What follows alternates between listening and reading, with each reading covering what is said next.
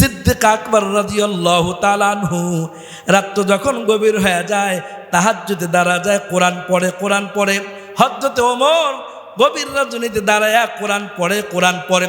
সিদ্দিক আকবর গভীর রজনীতে তাহাজ্জুদ পড়ার পরে, তাহাজ্জুদে আল্লাহর কালাম তিলাওয়াত করার পরে আস্তে আস্তে আস্তে করে হেঁটে যায় জান্নাতুল বাকির কাছে।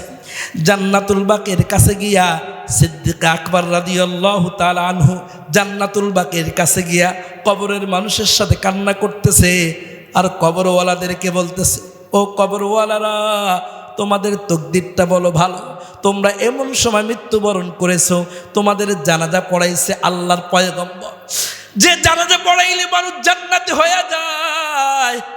হায় তোমাদের কপালটা কত ভালো, তোমাদের জানাজা পড়াইছে আমার নবী মুহাম্মদ আরবি, যার চেহারা দেখলে গুনাহ মাফ হয়ে যায়, যে জানাজা পড়াইলে জান্নাতের মেহমান হয়ে যায়। এই কবরের বাসিন্দারা, একটু আমার কথা বলো, আমি যদি এখন মারা যাই আমার জানাজাটা কে পড়াবে? আল্লাহর নবী তো দুনিয়াতে নাই। বলো না এই কবরের মানুষেরা বলো না। আল্লাহর নবীর সাহাবী সিদ্দিক আকবর আকাশের দিকে তাকায়া কান্না করতেছে। একটু পরে আর এক পাগল হযরত ওমর, আল্লাহর পাগল, রাসূলের পাগল, রাসূল তো দুনিয়া থেকে চলে গেছে। হযরত ওমর রাত্রিবেলা তাহাজ্জুদে কোরআন তিলাওয়াত করে।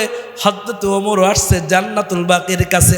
এবার জান্নাতুল বাকির কাছে এসে দেখে দূর থেকে লম্বা চড়া একটা লোক দেখা যায়।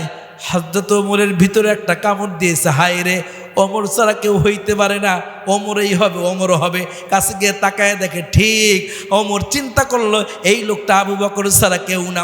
কাছে গিয়ে দেখে ঠিক পিছন থেকে কান্নার আওয়াজ শোনা যায়। মনে হয় আব্বা মারা গেছে, আম্মা মারা গেছে।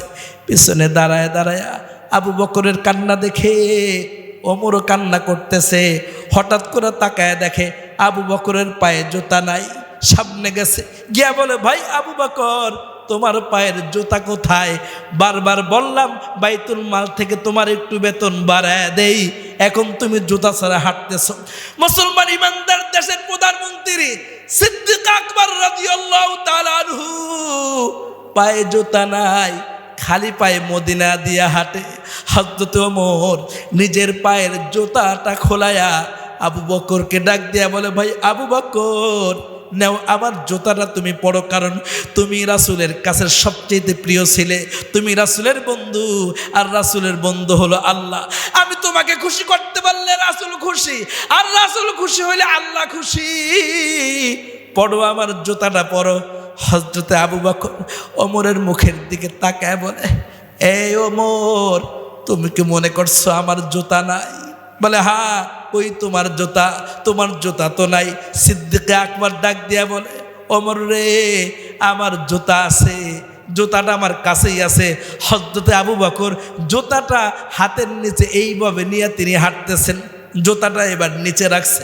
ওমর ডাক দিয়ে বলে, ভাই আবু বকর, জুতা তো পায়ে থাকার কথা, এই জুতা তোমার হাতের নিচে কেন?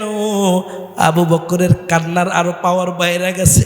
আবু বকর কয়, এরে ওমর, আমি জুতা কেন পায়ে দিই না শুনবা? বলে, হ্যাঁ বলো, কেন পায়ে দাও না? হযরত আবু বকর ডাক দিয়ে বলে, ভাই ওমর, আমি এই জন্য জুতা পায়ে দেই না, আমার জুতা পায়ে দেওয়ার পরে আমি জুতা পায়ে দিয়ে হাঁটলে জুতার শব্দ হয়। আমি আবু বকর চিন্তা করলাম, আমার জুতার আওয়াজে যদি কারো ঘুম ভেঙে যায়, আল্লাহ যদি জিজ্ঞাসা করে, এরে আবু বকর, তোরে আমিরুল মুমিনিন বানাইছিলাম, তোরে খলিফা বানাইছিলাম, তোরে প্রধানমন্ত্রী বানাইছিলাম, আর তোর গভীর রজনীতে তুই যে হাঁটতেছিলি জুতা পায়ে দিয়া, তোর জুতার আওয়াজের কারণে অমুকের ঘুমটা ভেঙে গেছে। এবার কওদি ওমর, এবার বলো দেখি, আল্লাহর আদালতে যদি আমাকে আসামি হয়ে দাঁড়াইতে হয়, তাই তো আল্লাহ পাকের ভয়, ওয়া আম্মা মান খাফা মাকাম রাব্বিহি ওয়া নাহান নাফসা আনিল হাওয়া ফা ইন্নাল জান্নাতা হিয়াল মাওয়া। ওমর রে, ওই আল্লাহ পাকের ভয় আমার অন্তরে আছে। যদি আমি আসামি হয়ে যাই, এই জন্য জুতাটা আমি হাতে নিয়ে হাঁটতেছি।